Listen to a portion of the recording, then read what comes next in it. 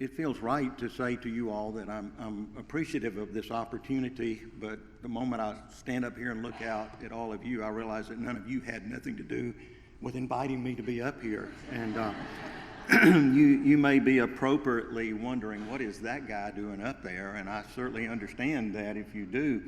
But if you are, I would like to issue an invitation to you to see me after the service, and I will take you to the person who invited me. Yeah, that's really the person you need to wonder about, because see, I'll just do this one time and I'll be out of your life. So,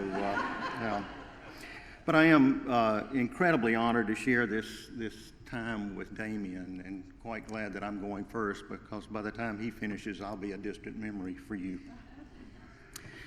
Imagine with me for just a moment, two people working in the Olive Garden. Not the restaurant over in Cool Springs, but that place outside of Jerusalem where there was a grove of olive trees. And these two people were tasked with the privilege of taking care of the Mount of Olives. And day after day, they would go into that Mount of Olives and they would do their work. And on this particular day, they were pruning the trees, cleaning up the grass around the trees, so that when the harvest time had come, it would be easy to get the olives. They made their way one tree at a time, edging closer and closer to perhaps a little hill. And as they got to that hill, they looked over on the other side, and there were a group of people, 13 people sitting in their olive garden. And they wondered, what are they doing here? And so they inched closer, one tree at a time, until they were within hearing distance. And what they heard was what Karen read for us for just a moment ago. They listened intently as long as they could until they felt like that they may be noticed, and then they edged their way on to the next tree, and in a moment were out of hearing distance. They took their time the rest of the day, and at break time, one of those people looked at the other and said, "What did you think about what you heard?" And the person had an immediate answer. The moment he started talking about sheep and goats and separating, I just felt all the judgment that I had been exposed to in the family that I was raised in. And quite frankly, I just quit listening. I had no need, no desire in hearing another word that man had to say. So I checked out. After a few moments of silence, that person looked at the other person and simply said, "What about you? What was it like for you?" And that person said, "Well, I guess I heard it differently.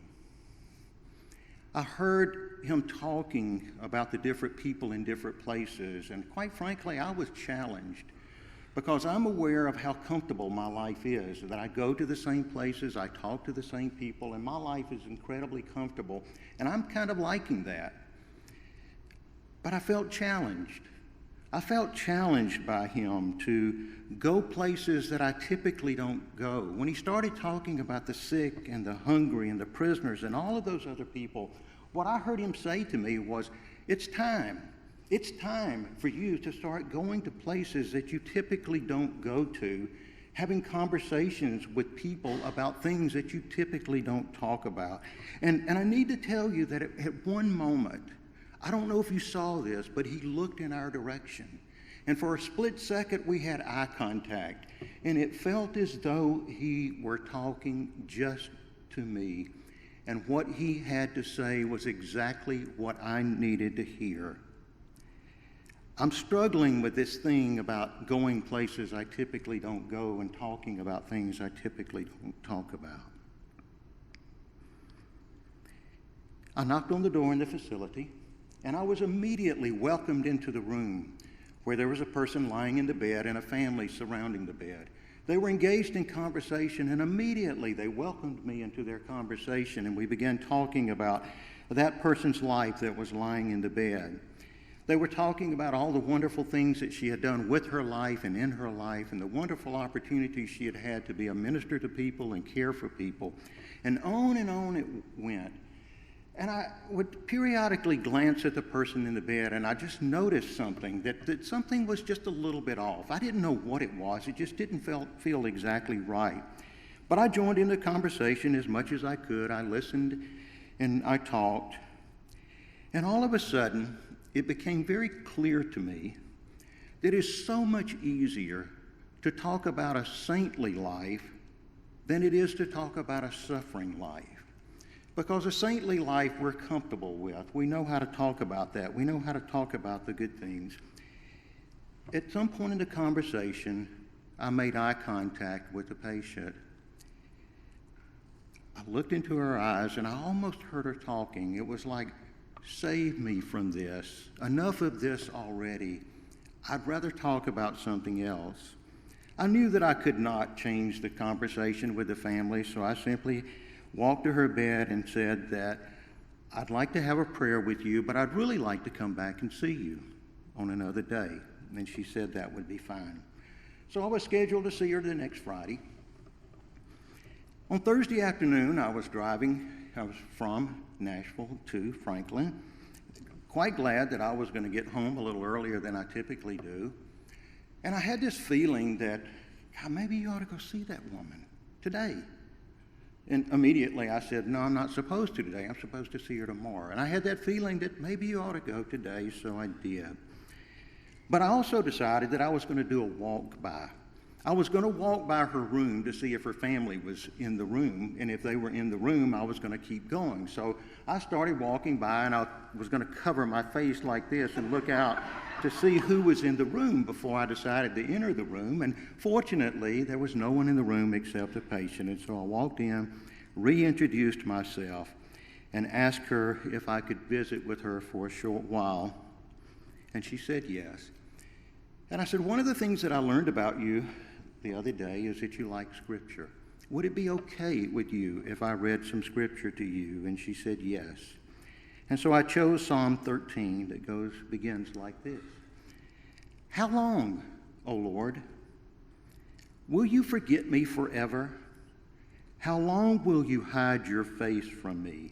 How long must I bear pain in my soul and have sorrow in my heart all day long? And at the conclusion of the reading of that verse, I just simply looked at her and I said, is there any way possible that the words of the psalmist are your words? Is there any possibility that what the psalmist is saying is what you would like to say? And immediately I knew that I had struck a chord with her, because she began to tell her story of how she was born in Poland and lived very close to, in the dark shadow of Auschwitz, and the pain and the suffering that was accompanying that kind of experience at the beginning of World War II. And now she was in her 90s, and she had carried that burden with her most of her life, and she was tired. But it wasn't just tiredness, it was a kind of weariness that says, I'm tired. My life is coming to the end, and I have no quality of life, and I have no one to talk with about that. It's a place my family chooses not to go. She told me that she just simply wanted to go to sleep and not wake up. And then she said, is that wrong to feel that way? Is it a sin to want to die? And all of a sudden I remembered that what she's talking about is the kiss of God. That's what the Jewish people call it. It's the kiss of God when you get to that point in your life and you know that your time is about up, and you just simply want to go to sleep and not wake up.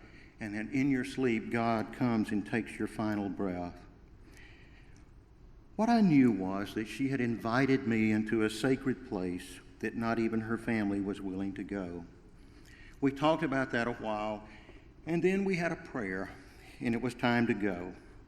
I turned to walk away, and she says, thank you. I turned back to her, walked back over to her bed, and took her hand and I said, it's me that needs to say thank you to you for sharing your life and your story with me. And I turned to go again, and she said, thank you for visiting me at the right time. And it was precisely at that moment that I felt the presence of God. It was at that moment that I knew that it was not just she and I in the room, but God was in the room with us as well. And it was at that moment, the verse of Scripture that says, "Inasmuch as you have done it unto the least of these, my brethren, you've also done it to me." It was in that moment that I really knew that God was with us and a part of that whole experience. And it was at that moment that I realized that the least of these really doesn't mean people that are less fortunate than us, the people that we might often look down on, but the least in that moment meant going to places where people least often go, the places that we shy away from and stay away from. And I was reminded that it's in those places that we are more alike than different. It's in those places where we can find points of identifying with one another instead of pointing out our differences. I am crystal clear from my own personal life that God in these passages that Karen read is saying to us that we need to make room for the suffering of others' people, because in those moments we oftentimes experience the presence of God. When we respond to the invitation to enter into people's lives, that it's important for us to choose to believe that if God is asking us to go somewhere, that God is also preparing the life of the person that we are to go to. It's not just us going, but it's someone waiting on us to get there. And I choose to believe on this day that that was what God is asking you and I to do as we consider this idea of radical hospitality, that we welcome people into our lives even as they welcome us into their lives. And I would say to you, thanks be to God for this unspeakable gift of grace and radical hospitality.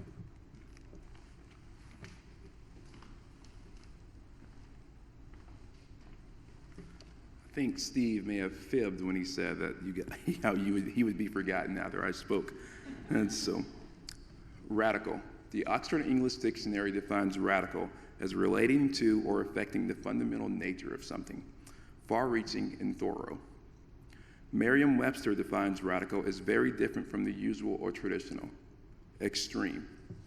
Hospitality, the friendly and generous reception and entertainment of guests, visitors, and strangers.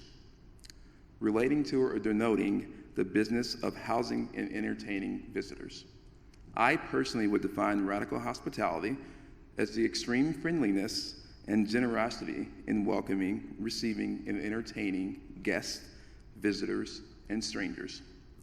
It would be quite easy to hear this definition and think, am I supposed to welcome people that don't look like me, that don't worship like me, that come from different socioeconomic backgrounds than me?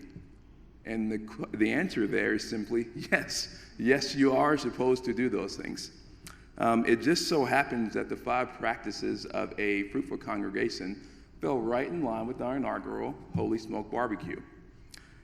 First, I would like to take just a few minutes to explain how this whole thing came about, and then also explain how I was voluntold that I would witness during this time. So, in May, 1 week following the family meeting, if you guys can all remember that, our Sunday school class sat down and we decided that we were going to smoke a whole hog sometime in September. And the reason we chose sometime in September, specifically late September, is because we said it would be mid-70s, low 80s at the absolute max, and it would be the perfect time to set out back and enjoy the weather and smoke a whole hog. By the way, the high yesterday was 95. It definitely was not mid-70s. So, what we decided as a Sunday school was, what should we do as a church, not just as a Sunday school, to remember what our motto of our church is. And the motto of our church is, we are about relationships. Relationships with Christ, relationships with one another, and relationships with God's hurting world. So, over the next few weeks, we determined, again, we're going to roast a whole hog. It was going to be at the end of September. And what could be better than having it on a Saturday to watch some college football? Luckily, UT happened to be on a bye week, And so we thought people would actually come and not be upset at them losing another game. So after consulting our local barbecue pitmaster, he informed us that roasting a pig was much more expensive than we had thought, and also took much longer time than we had thought, and so pork shoulder it was. And for the next several weeks and months, we met weekly to iron out specifics on how we were going to make this barbecue work. First, could we convince Paige Thompson that he was going to smoke it for us? Secondly, how much money was this thing going to cost? Remember, we had just had our family meeting. What on earth were we going to name it? How were we going to advertise it? What was our logo? How on earth are we going to watch a game in the middle of the day outside at the pavilion? What game will we be watching since UT's not playing? How many people do we think will actually come? Will this entire thing be a flop? And whose idea was this in the first place? And through the hard work and dedication of many members of this church, I believe that yesterday, in the 95-degree weather, at the end of September, we as a church practiced radical hospitality. And I believe we practiced it both to members and strangers alike. There were many faces that I saw that I had never seen in this church before. I can't express the amount of effort, attention to every detail, and planning that went into this event. I would like to say a special thanks to Sterling Thompson, Melanie Thompson, Heather and Paul Cavett, Marissa and Ken Jackson, Amy and Matt Cox, Megan Corlew, and Paige Thompson, and the many more that I missed, and I apologize, who helped volunteer, plan, set up, tear down, project manage the simple idea of a few people in Sunday school to figure out how we could practice radical hospitality. Radical, very different from the usual or traditional. Hospitality, friendly and generous reception and entertainment of guests, visitors, and strangers. During the next time of reflection and silence, we invite you all to think about how your own personal practice of radical hospitality shapes your faith, your habits, and your attitude.